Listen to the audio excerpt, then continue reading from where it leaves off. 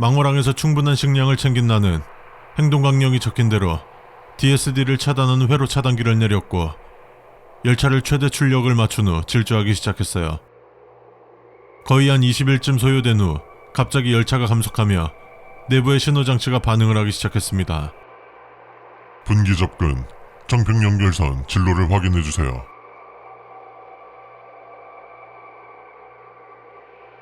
안녕하십니까.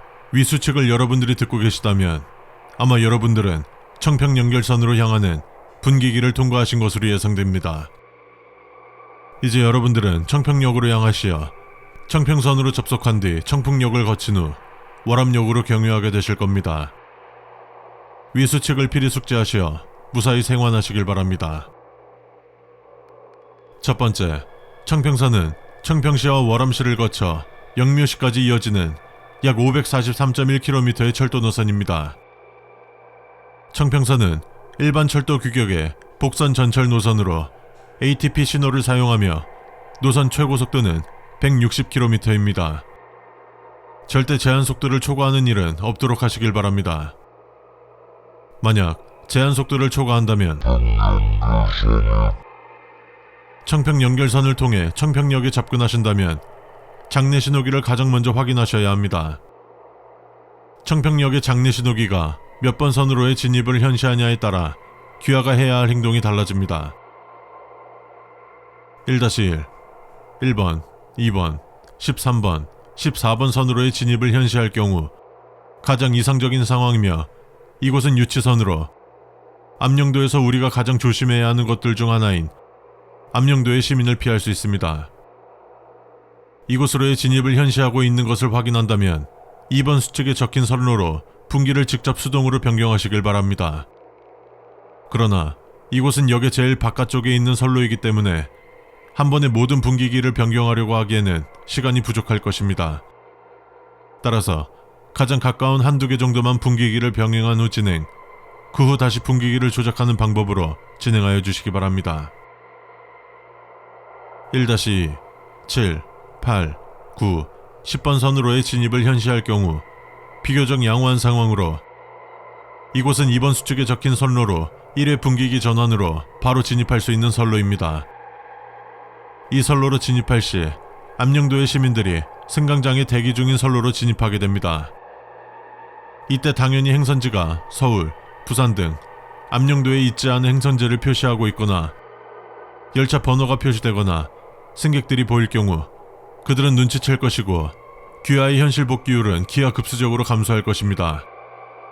따라서 해당 선로로 진입하는 것이 확인되는 즉시 행선판을 회송으로 바꿔주신 후 바닥에 엎드리거나 열차의 객실에서 벗어나 화장실 등으로 이동하시어 밖에서 볼 수 없게 해야 합니다. 1-3. 그 이외의 승강장으로의 진입을 현시할 경우 죄송합니다. 지금까지 해당 상황을 경험한 후 생환한 사례는 보고되지 않았습니다. 두 번째, 청평역을 발차하여 진행할 때는 전방에 있는 5개의 선로 중 하나의 선로로 진행하셔야 합니다. 진행해야 하는 선로는 열차의 진행 방향을 기준으로 왼쪽에서 세 번째, 즉 가운데에 있는 선로로 진행하셔야 합니다. 만약 다른 선로로 진입할 경우 열차가 고장날 것입니다.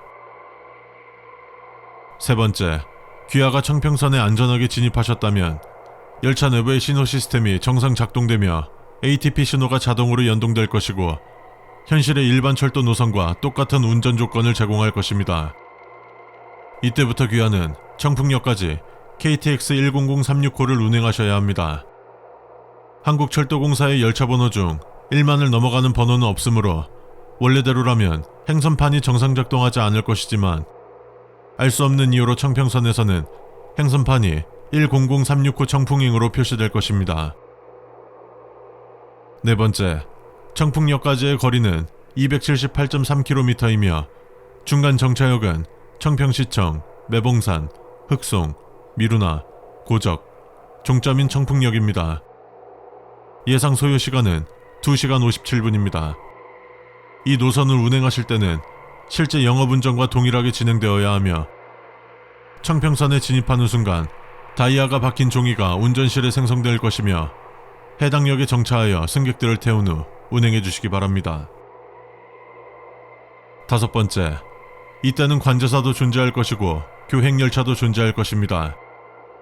이 순간만큼은 시민들이 귀하를 인식하지 않으니 마음을 편하게 드셔도 되나 기존에 탑승하셨던 승객분들은 암령도의 시민에게 무방비하게 노출될 수 있기에 기관실과 가장 가까운 2개의 객차만 출입문을 개방하지 않도록 하며 이곳으로 승객들을 모은 후 해당 객차로 이동할 수 있는 객실 통로에 이곳은 이용이 불가능한 객실입니다 라는 문구를 붙여주십시오. 6번째, 청풍역을 발차하신 후 약 5km만 주행하신다면 월암역이 나타날 것입니다. 월암역의 위험도와 명성과는 무색하게도 거울을 소지하고 계시다면 그렇게 큰 위협이 되지는 않을 것입니다. 7번째, 다시 청풍역으로 향하셔야 합니다. 운전실을 교환한 후 청풍역으로 향해 주시기 바랍니다. 이후 수칙은 청풍역에 도착한 후 안내될 것입니다. 2057년 서울의 아파트는 완전 자동화되었습니다. 현관문은 생체를 인식하고 온도와 조명은 생활 패턴에 맞춰 자동으로 변합니다.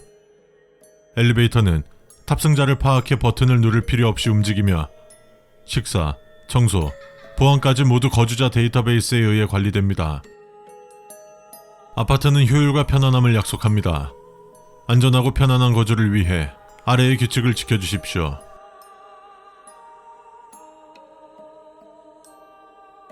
첫 번째, 현관문이 열리지 않을 때 억지로 밀지 마십시오. 보통은 생체 인증이 실패하여 발생하는 단순한 오류일 것이며 이 경우 5걸음 정도 뒤로 물러난 후 다시 한번 인식하면 정상적으로 작동될 것입니다. 다만 인증이 정상적으로 완료되었음에도 문이 열리지 않는다면 관리실로 연락 주십시오. 이때 억지로 문을 열게 된다면 끝을 알 수 없는 노란색 복도가 보일 것입니다. 그곳을 마주하게 된다면 다시는 원래 공간으로 돌아올 수 없습니다. 2번째, 조명이 스스로 켜져 있을 때 주의하십시오. 비어있는 복도 혹은 방에서 불이 켜져 있다면 단순한 자동점등이 아닙니다. 그곳은 이미 누군가가 사용 중인 공간으로 간주된 것입니다. 무엇인가의 발자국 소리, 이불에 눌린 자국이 남아있거나 머리카락이 베개에 흩어져 있는 것을 볼 수 있습니다. 혹 당신이 눕지 않았음에도 체온이 남아있을 수도 있습니다. 3번째, 엘리베이터가 목적지를 묻지 않을 때는 타지 마십시오. 엘리베이터는 거주자를 인식해 자동으로 층을 선택합니다. 그러나 버튼이 눌리지 않고 목적지도 표시되지 않는다면 이미 행선지가 정해져 있는 것입니다. 그 문이 닫히면 층 표시기는 깜빡이지 않으며 내릴 때는 층수가 적히지 않은 복도에 도착합니다. 그곳은 아파트와 똑같은 구조를 가졌지만 어느 세대문에도 번호가 붙어있지 않습니다. 그곳에 들어갔다 우연히 돌아온 사람은 어디로 향하든 같은 곳만 반복됐다고 말했습니다. 4번째, 주방에서 식사가 자동으로 준비될 때 확인하십시오. 예약하지 않았는데도 상에 음식이 차려져 있다면 그 식사는 당신을 위한 것이 아닙니다. 그 음식은 그들을 위해 준비된 것입니다. 먹는 순간 집은 당신을 오류로 간주하고 식사 기록에서 당신의 정보를 삭제합니다.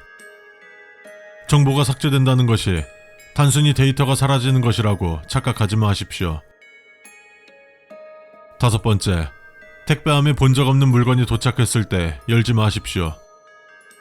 무인 택배함은 등록된 세대와 동일하게 운영됩니다.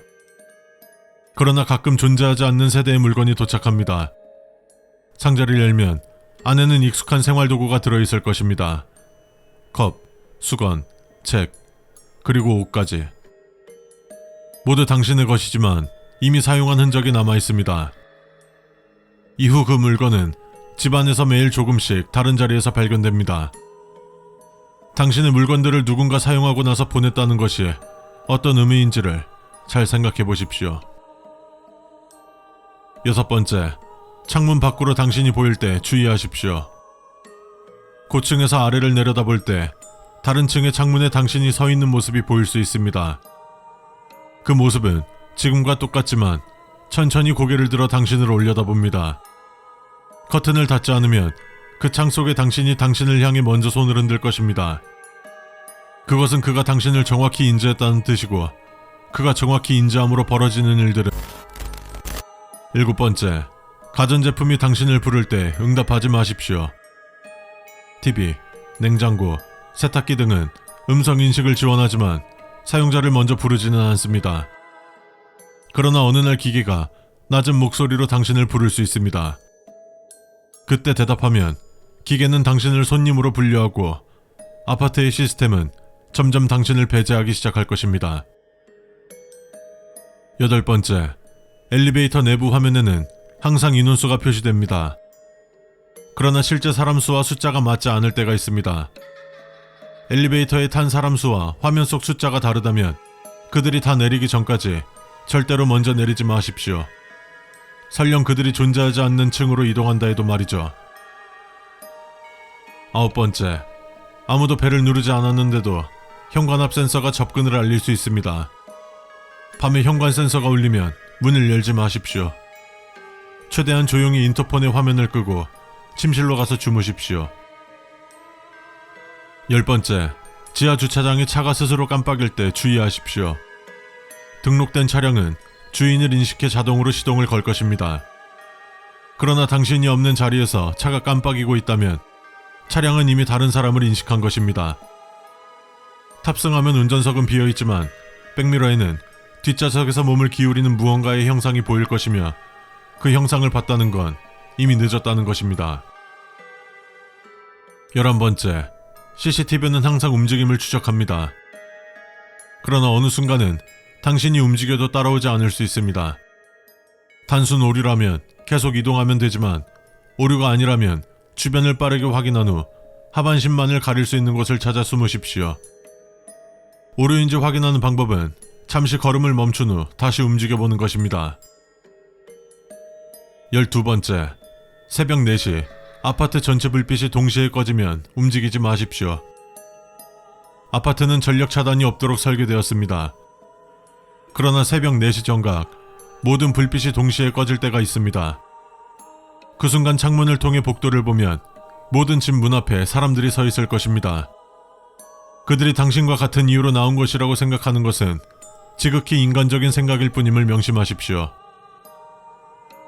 2057년의 아파트는 언제나 효율과 안전을 보장한다고 말합니다. 그러나 그 안전은 오직 거주자로 인정된 자에게만 주어집니다. 집이 당신을 더 이상 거주자로 인정하지 않는 순간 모든 장치와 기록은 당신을 배제합니다.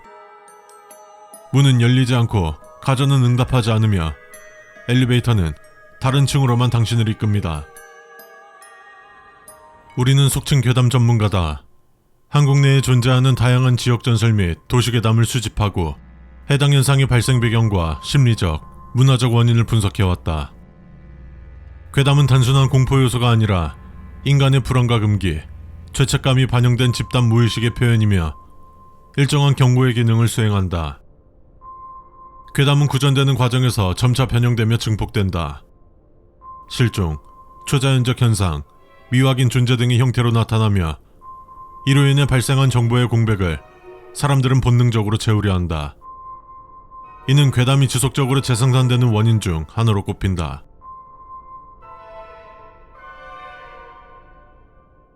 우리는 이러한 괴담을 체계적으로 수집 분석하고 상징성과 인간 심리에 대한 해석을 시도한다.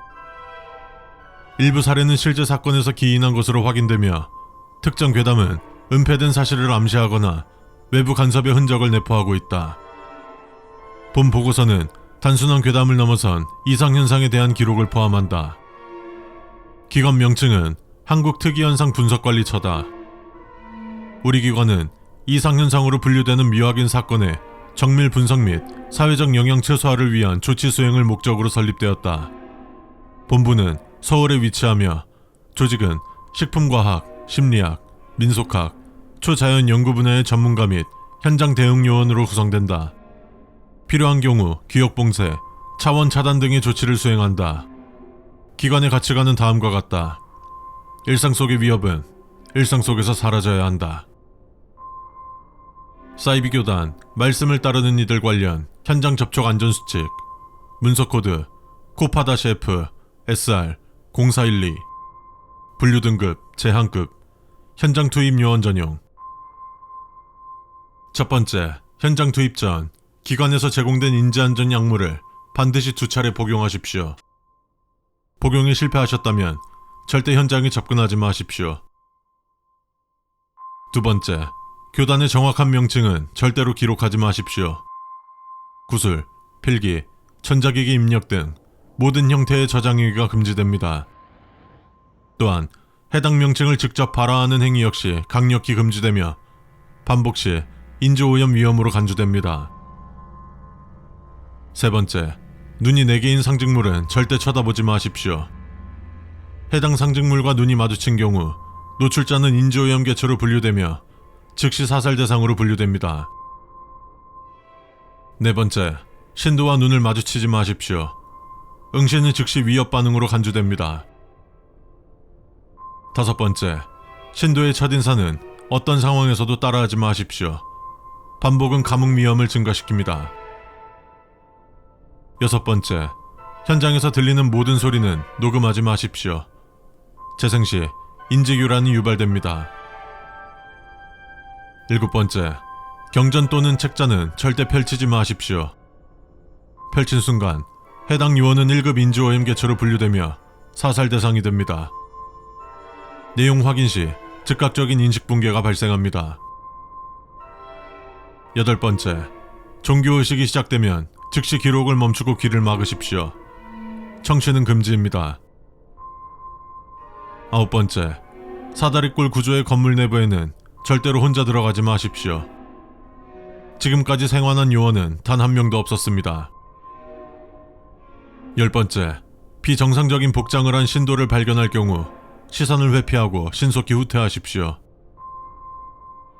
11번째, 동일한 꿈을 반복해서 꾼다면 즉시 상부에 보고하고 격리 절차를 받으십시오. 12번째, 환희의 시를 들었다면 지체 없이 해당 구역에서 1km 이상 이탈하십시오. 잔존 청취는 절대 금지입니다.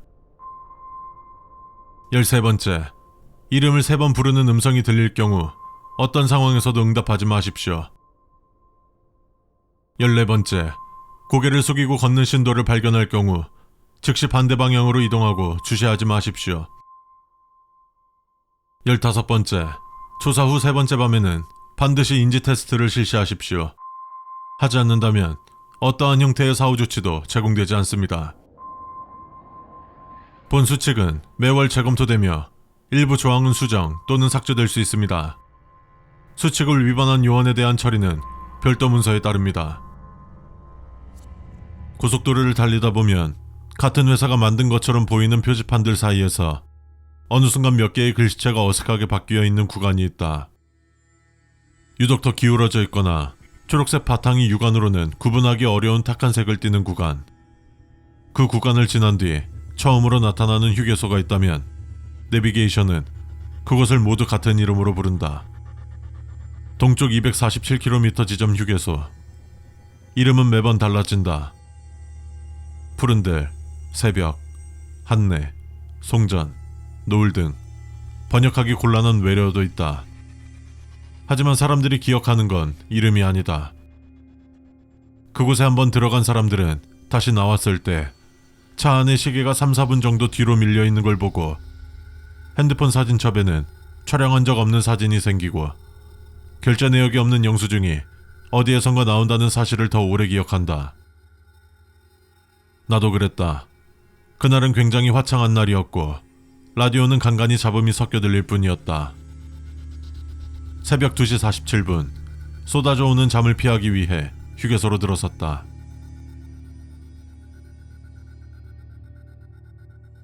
주차장은 넓고 표시선은 새로 칠한 듯 선명했다. 화물차 구역은 멀리 떨어져 있었고 전기차 충전소에는 하얀 플라스틱 팁만 반짝였다. 먼 곳에서 노란 조명이 흐릿하게 번졌다가 다시 또렷해졌다. 편의점은 24시간 영업이라고 적혀 있었다. 매점 앞 자판기에는 생수 500원이라는 오래된 광고 스티커를 달고 있었지만 1,500원이 찍혀 있었다. 사람들은 적당히 있었다. 밤을 넘어 달려온 운전자들의 표정, 피곤한 자세, 차문이 열릴 때의 차가운 금속음, 눅눅한 종이컵 냄새, 어느 곳에서나 볼 수 있는 흔한 풍경. 하지만 나는 곧 그곳이 흔하지 않다는 걸 알게 되었다. 현관옆 유리문에 테이프로 붙어있는 종이 한 장. 누군가 글씨를 서너 번 덧칠한 듯 튀어나온 획들. 너무 가지런히 잘린 모서리, 그리고 제목. 동쪽 247km 지점, 야간 이용 수칙. 아래 수칙은 안전을 위한 권고입니다. 반드시 지키세요. 아래에는 차례 없이 적힌 항목들이 있었다. 어떤 것들은 너무 진부했고 어떤 것들은 지나치게 구체적이었다. 그리고 몇 개는 진짜로 나를 멈칫하게 만들었다. 나는 그 종이를 휴대폰으로 찍었다. 나중에 찾아보니 같은 사진이 2장 있었다.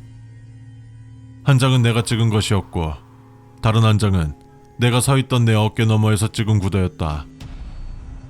문장과 띄어쓰기까지 가능한 한 그대로 옮겨 적는다. 자정에서 새벽 3시 사이에는 전광판의 날씨 정보를 신뢰하지 마십시오. 비가 온다고 뜨면 하늘은 맑고 맑음이라고 뜨면 주차구역 바닥에 물자국이 생깁니다.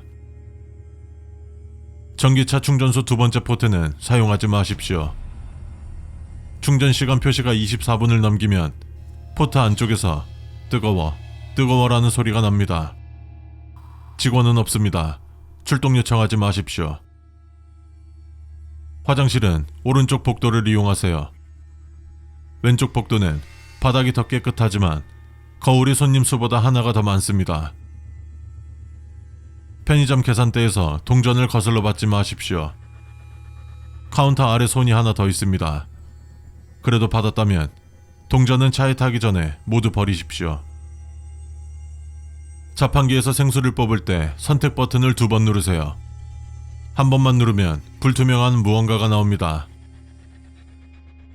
야식 라면은 03시 이후에만 주문하세요. 그 이전에 주문하면 국물이 식지 않습니다. 식지 않는 국물은 사람의 체온을 흉내냅니다. 절대 마시지 마세요. 흡연구역에 사람이 있을 때는 손을 흔들면 안 됩니다. 당신이 손을 흔드는 순간 상대는 더 오래 이곳에 있게 됩니다. CCTV가 회전하는 속도가 느려졌다면 몸을 굽히고 10초간 정지하세요. 카메라는 숫자를 세고 있습니다. 화장실 칸이 모두 비어있는데 누군가 물 내리는 소리가 나도 문을 두드리지 마세요. 직원 이름표가 뒤집힌 직원에게는 길을 묻지 마세요. 그 직원은 이곳을 떠난 지 33일 되었습니다.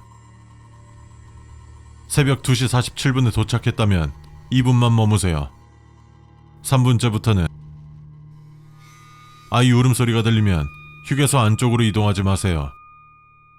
아이는 바깥으로 나가야 합니다. 노을 사진을 파는 자판기가 보이면 돈을 넣지 마세요. 지금은 밤입니다. 밤에 찍은 노을 사진은 묘제의 흙냄새가 납니다. 휴게소 안내방송에서 손님 대신 승객이라는 단어가 들리면 당신은 아직 도착하지 않은 것이므로 차로 신속히 돌아가십시오. 종이는 여기까지였다. 아래에는 작은 글씨로 야간 관리자 N이라는 서명이 있었다. 알파벳은 누군가 덧칠한 듯 보였다. 안녕 친구, 만나서 반가워. 너도 나랑 비슷한 이유로 이 보육원에 오게 됐을 거야. 내가 누군지는 정확히 알려줄 수는 없지만 너처럼 이 보육원에 살고 있어. 여기에 적혀있는 내용들은 내가 이곳에 살면서 알게 된 것들을 바탕으로 적은 아주 중요한 일종의 생활 규칙 같은 거니까 꼭 끝까지 읽어주길 바래. 글을 아직 못 읽는 친구가 있으면 글을 읽을 수 있는 너가 잘 설명해줘.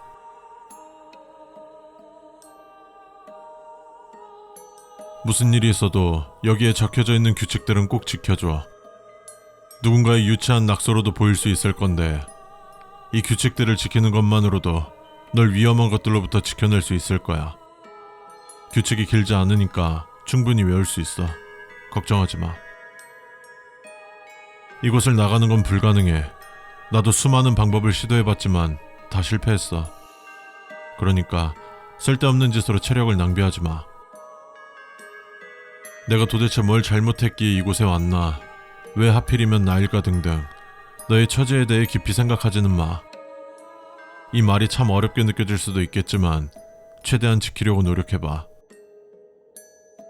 절대로 표정을 짓지 마. 아무리 너가 슬프거나 행복하거나 화나도 절대로 표정을 짓지 마. 이곳에서 감정을 드러내면 안 돼. 어렵겠지만 일상생활에서도 항상 무표정인 상태로 지내. 감정이란 것은 인간이 만들어낸 개념이라 늘 절대적이지 않다는 걸 명심해줘. 생활실은 너가 앞으로 살게 될 곳이야. 생활실은 너 혼자서 생활하는 데가 아니라 친구들이랑 같이 생활하는 곳이야. 그러니까 항상 깔끔하고 정돈된 상태를 유지해야 해. 환기나 청소 같은 건 하루에 한 번씩 꼭 해줘. 한 번 더 말해줄게. 생활실엔 너 혼자만 있는 게 아니야. 보육교사들한테 화를 내거나 저항하려 하지 마. 너도 봐서 알 거 아니야. 보육교사들 사람 아닌 거. 보육교사 중 키가 엄청 크고 악취가 심하게 나는 자가 보육원장이야. 보육원장과는 대화해서는 안 돼. 그리고 절대로 친해져서도 안 되고. 보육교사들이 흘린 살점들은 손도 대지 마. 살점에서 나는 썩은내 때문에 말 안 해도 굳이 만지려고 하진 않겠지만 괜히 치우겠다고 만지면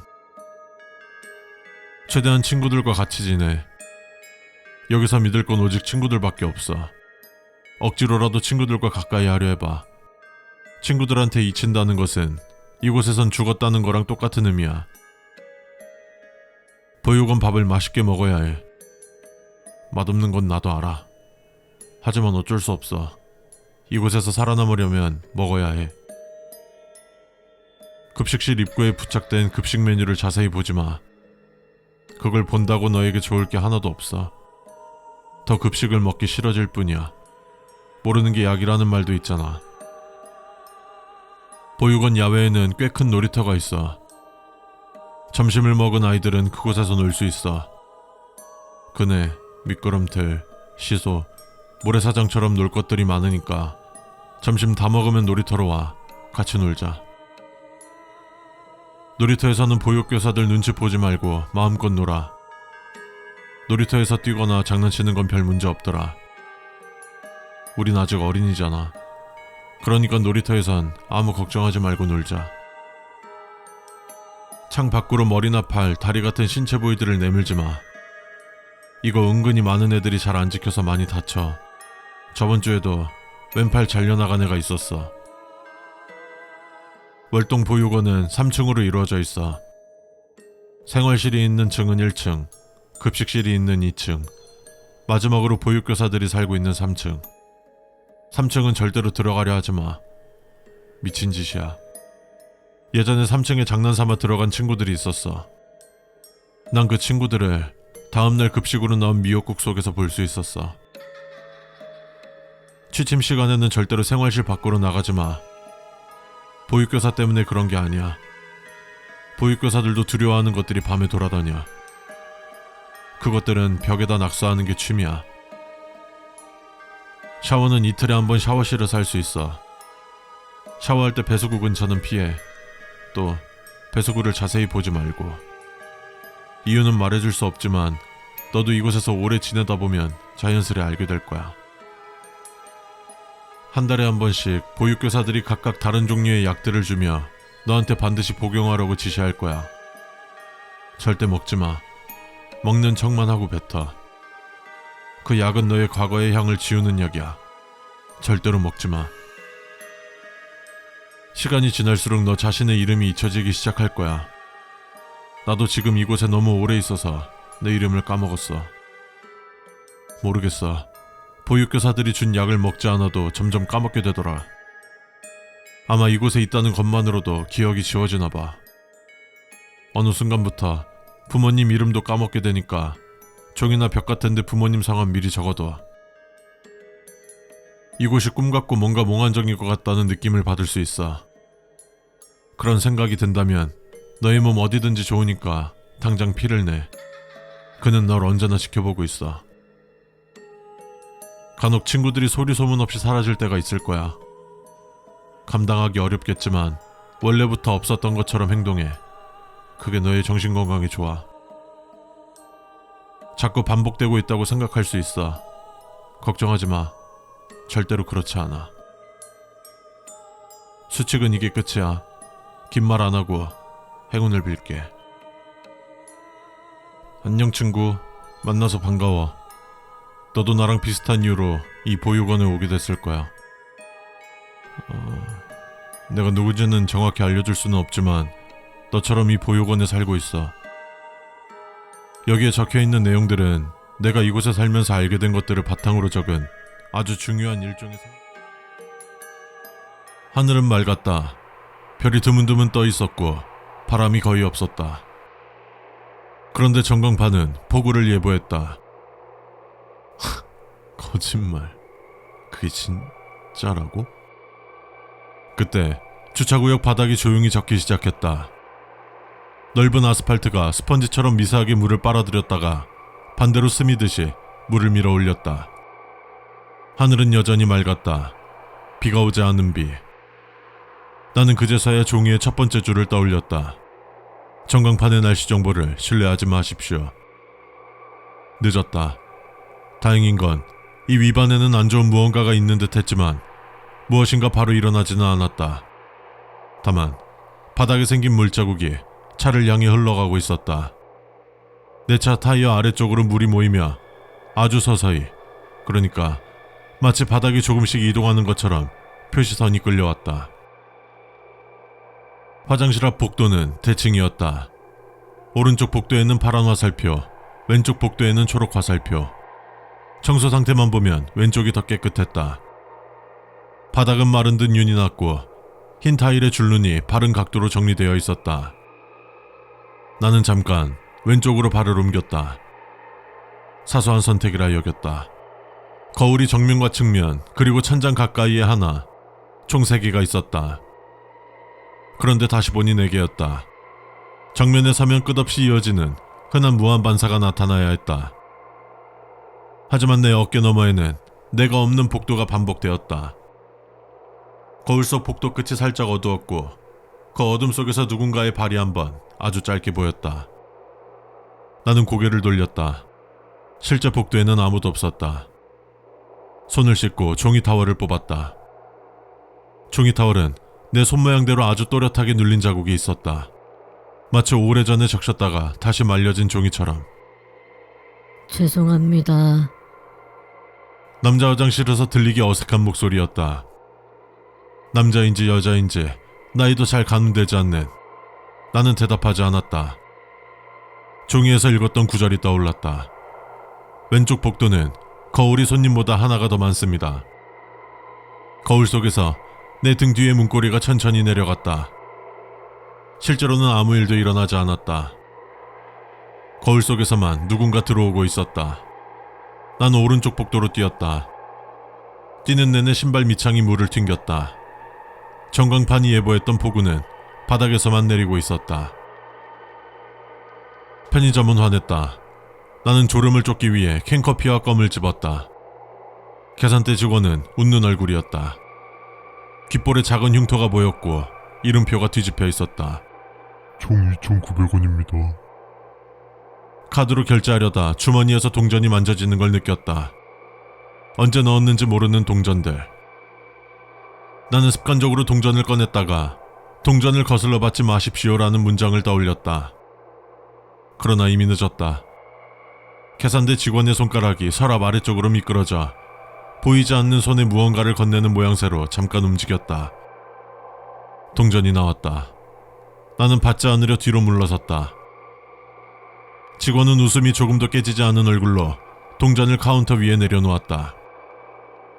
동전 3개가 내 쪽으로 아주 조금씩 움직였다. 에어컨 바람 때문이라고 생각하려 했다. 하지만 동전은 바람 반대 방향으로 내 손목 그림자 쪽으로 모였다. 고객님, 잔돈이요. 직원의 이름표는 여전히 뒤집혀 있었다. 나는 결제 내역을 확인하는 척 잠깐 시간을 끌었다. 그러다 그냥 캔커피만 집어들고 나왔다.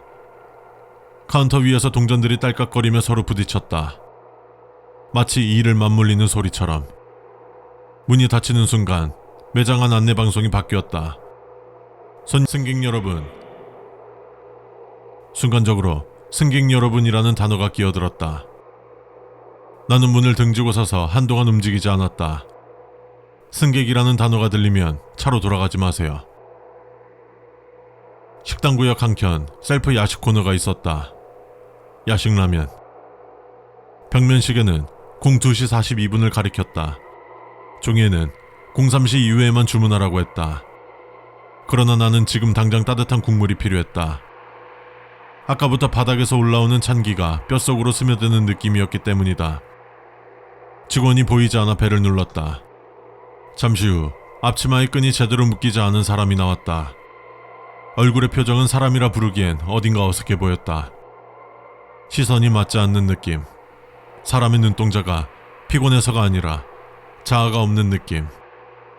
그가 만들어준 라면은 찬 기운 속에서도 김이 모락모락 올라왔다. 국물을 한 숟갈 떠봤지만 식지 않았다. 젓가락으로 들어올린 면발에서 작은 물방울들이 위로 떨어졌다. 마치 중력이 뒤집힌 듯. 나는 수칙을 떠올렸다. 식지 않는 국물은 사람의 체온을 흉내냅니다. 절대 마시지 마세요. 그 말이 너무 직설적이라 잠깐 웃어왔다. 하지만 그 가벼움은 오래가지 않았다. 라면 그릇 옆면에 맺혀있던 물기에서 얼룩이 퍼졌다. 그리고 얼룩의 중심에는 손바닥 모양이 또렷했다. 나의 것이 아니었다. 나는 지금까지 그릇을 한 번도 만지지 않았다. 나는 젓가락을 내려놓고 자리에서 일어났다. 그가 서 있던 자리에 앞치마만 바닥에 남아있었다. 그리고 식당 벽면의 메뉴판에서 야식 라면 글자만 살짝 흔들리고 있었다. 마치 누군가 안쪽에서 엿보고 있는 것처럼. 나는 흡연자가 아니다. 그러나 야식 코너에서 뒤로 물러나오다가 자연스럽게 유리문을 밀고 바깥으로 나갔다. 거기엔 흡연 부스가 있었고 안에 한 사람이 있었다. 고개를 숙이고 불이 꺼진 담배를 손가락 사이에 끼운 채 움직이지 않고 있었다. 흡연구역에 사람이 있을 때는 손을 흔들면 안 됩니다. 당신이 손을 흔드는 순간 상대는 더 오래 이곳에 있게 됩니다. 그 사람은 나를 보지 않았다. 대신 유리벽 너머로 내 뒤쪽을 보는 것 같았다. 흡연부스의 사람이 아주 천천히 입술을 달싹였다. 불 꺼진 담배는 입술에 달라붙어 있었다. 그는 말하지 않았다. 대신 김이 나왔다. 담배 연기와는 다른 김. 식지 않는 국물의 온기 같은 김. 나는 고개를 숙여 손을 주머니에 넣었다. 흔들리지 않으려는 몸부림처럼.